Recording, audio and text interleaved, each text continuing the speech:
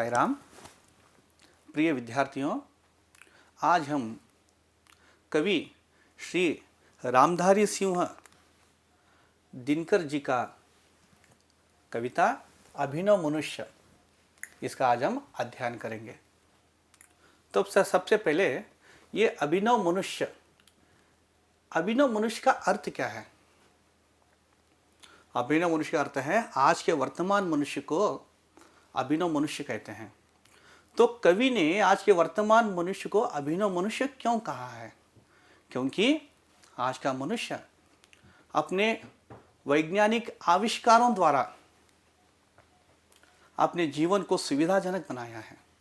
इसलिए रामधारी सिंह दिनकर जी आज के मनुष्य को अभिनव मनुष्य कहते हैं। तो अब हम कवि श्री रामधारी सिंह दिनकर जी का कवि परिचय प्राप्त करते हैं। एक बार आप उनका फोटो को देख लीजिए। कवि परिचय। रामधारी सिंह दिनकर जी का जन्म 1908 यानी 1908 को बिहार राज्य के मुंगेर जिले में हुआ। कवि रामधारी सिंह दिनकर जी का जन्म 1908 को बिहार राज्य के मुंगेर जिले में इनका जन्म हुआ। वे सरकारी कॉलेज के प्राध्यापक बने। पहले ये सरकारी कॉलेज के प्राध्यापक बने, आगे चलकर भारत सरकार के हिंदी सलाहकार के पद पर नियुक्त हुए। बाद में ये भारत सरकार के हिंदी सलाहकार के पद पर नियुक्त हुए। इनकी रचनाएं हैं हुंकार, रेणुका, रसवंती, सामधेनी, रश्मिरति, कुरुक्षेत्र आदि अनेक। अभिनव मनुष्य के पद्य भाग को कुरुक्षेत्र से लिया गया है। कविता का आशय। रामधारी सिंह दिनकर जी इस कविता का आशय क्या कहते हैं, देखते हैं। कवि दिनकर जी कहते हैं कि आज मानव ने प्रकृति के हर तत्व पर विजय प्राप्त कर लिया है, परंतु उसने स्वयं को नहीं पहचाना, भाईचारे को नहीं पहचाना। मानव दूसरे मानव से प्रेम का रिश्ता जोड़कर आपस की दूरी को मिटाए, वही मानव कहलाने का अधिकारी होगा। कविता अभिनव मनुष्य। एक बार हम इस कविता को पढ़ लेते हैं। आज की दुनिया विचित्र नवीन, प्रकृति पर सर्वत्र है विजयी पुरुष आसीन। है बंदे नर के करों में वारी विद्युत भाप, हुक्म पर चढ़ता उतरता है पवन का ताप। है नहीं बाकी कहीं व्यवधान, लांग सकता नरस सरित गिरी सिंधु एक समान। यह मनुज जिसका गगन में जा रहा है यान, कांपते जिसके करों को देखकर परमाणु। यह मनुज जो सृष्टि का श्रृंगार, ज्ञान का विज्ञान का आलोक का आगार। व्योम से पाताल तक सब कुछ इसे है ज्ञेय, पर न यह परिचय मनुज का, यह न उसका श्रेय। श्रेय उसका बुद्धि पर चैतन्य उर की जीत, श्रेय मानव की असीमित मानव से प्रीत। एक नर से दूसरे के बीच का व्यवधान तोड़ दे जो, बस वही ज्ञानी, वही विद्वान और मानव भी वही। तो हमने इस कविता को पढ़ लिया है। अब हम इस कविता का विवरण जानेंगे। देखिए कविता का विवरण। आज की दुनिया विचित्र नवीन। कवि रामधारी सिंह दिनकर जी को आज की दुनिया विचित्र दिखती है, नवीन दिखती है। क्यों दिखती है? क्योंकि प्रकृति पर सर्वत्र है विजयी पुरुष आसीन। आज के मनुष्य ने प्रकृति के हर तत्व पर विजय प्राप्त किया है। बंदे नर के करों में वारी विद्युत भाप। उसके मनुष्य के करों में मनुष्य ने अपने हाथों में वारी विद्युत भाप को बांध लिया है। वारी का अर्थ होता है पानी, विद्युत का अर्थ होता है बिजली भाप का अर्थ होता है भाष्प। आज के मनुष्य ने अपने हाथों में वारी विद्युत भाप को बांध लिया है।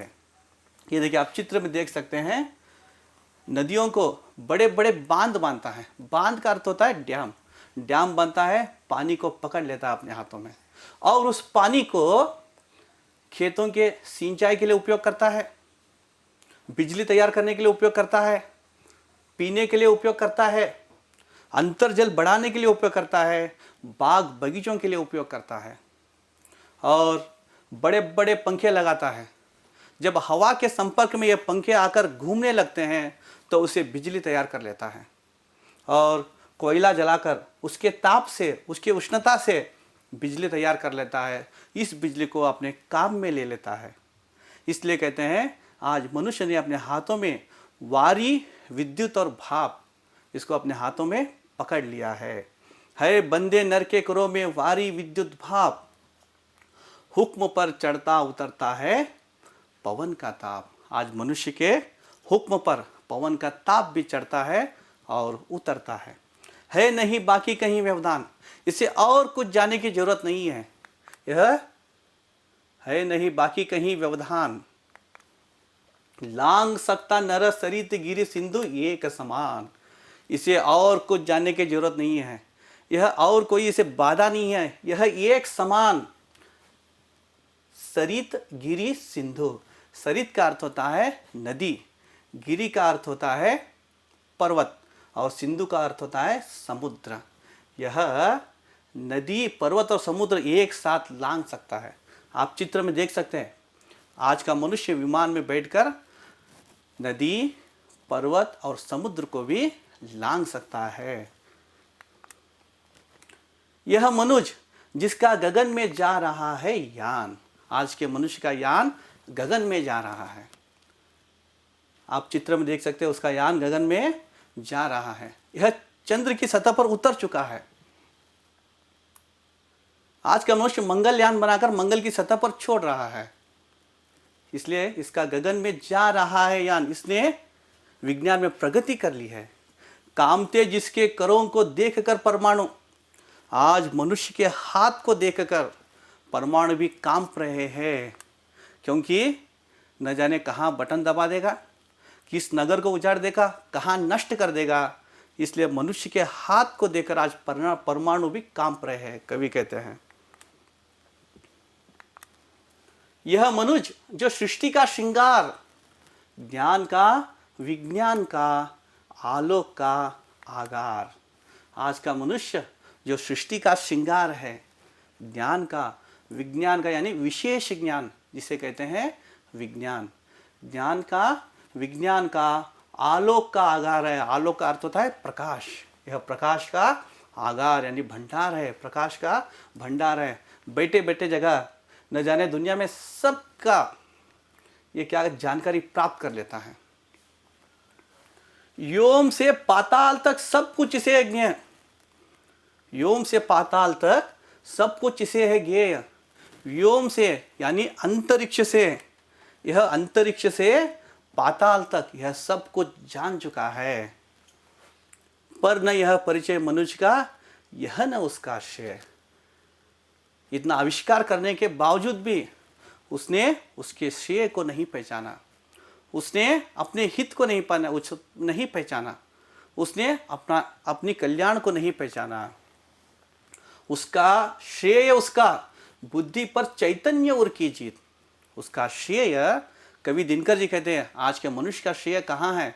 वैज्ञानिक प्रगति पर नहीं है, सुविधाजनक जीवन में नहीं है।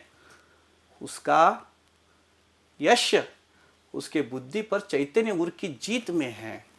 यानी बुद्धिमान होने से काम नहीं चलता है, हृदय को उदार बनाना पड़ता है। उस उदार हुए हृदय में सबके प्रति प्रेम को समाहित, असीमित मानव से प्रेम कहते हैं। उस हृदय में सबसे प्रेम को समाहित करना पड़ता है। श्रेय मानव की असीमित मानव से प्रीत, श्रेय मानव की असीमित मानव से प्रीत। मानव का श्रेय असीमित मानव से प्रेम करे, उसी में उसका श्रेय है।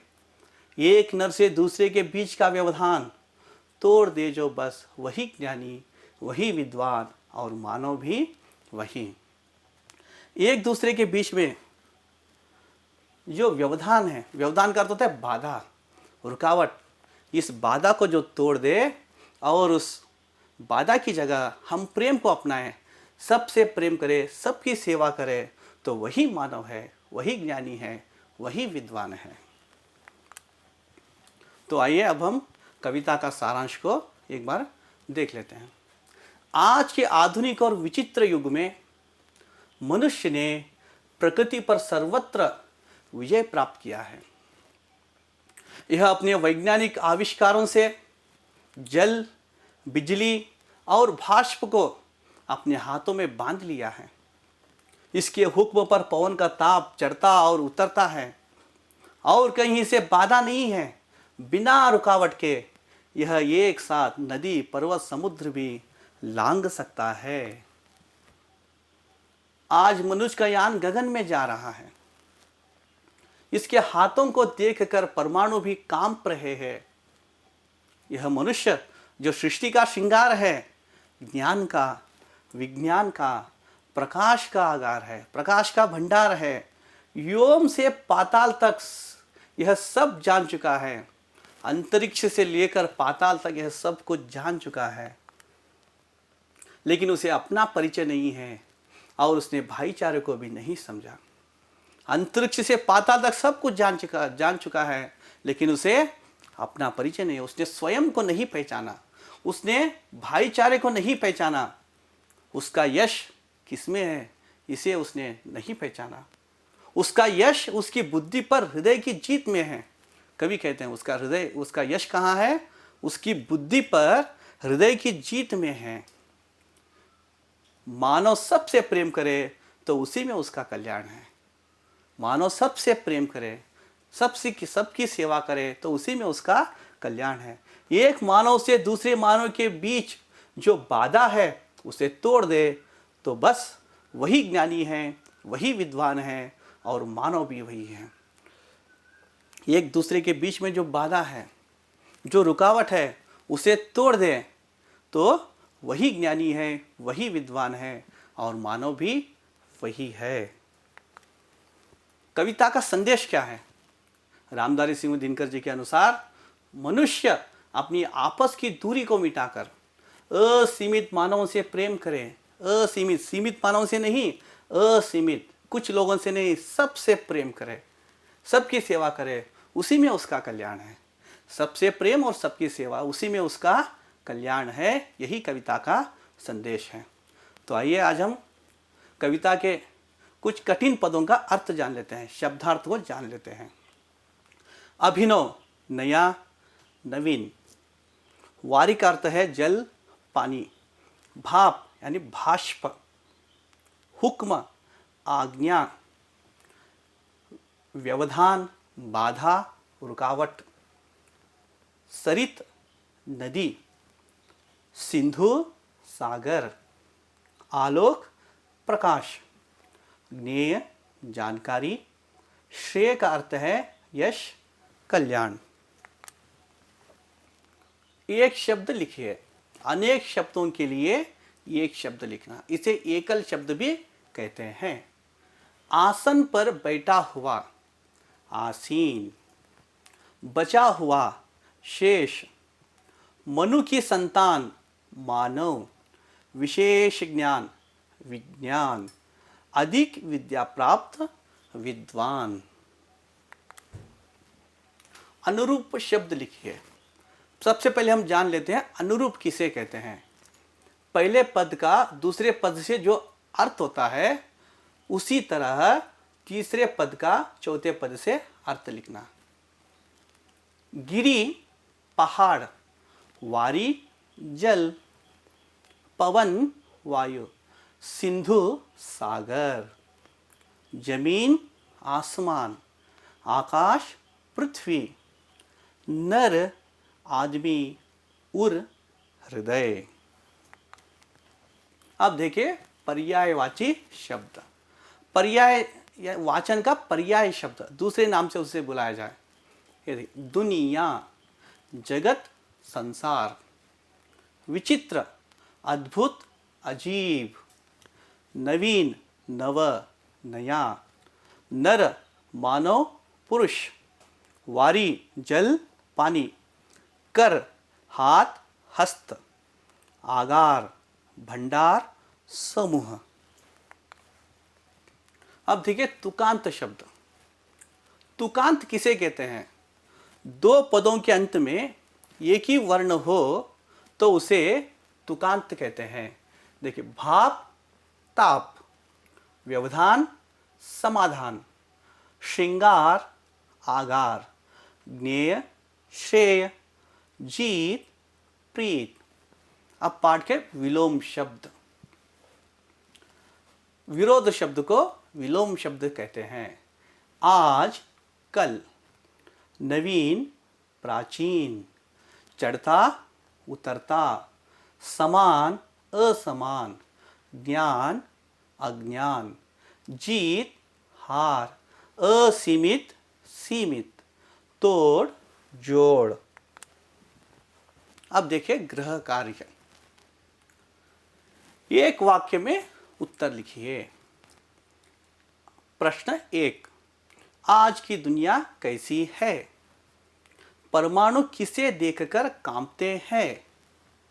आधुनिक पुरुष ने किस पर विजय पाई है? नर किन किन को एक समान लांघ सकता है? आज मनुष्य का यान कहाँ जा रहा है? तो आज का यह पद्य पाठ यहीं पर समाप्त होता है। जय साई राम।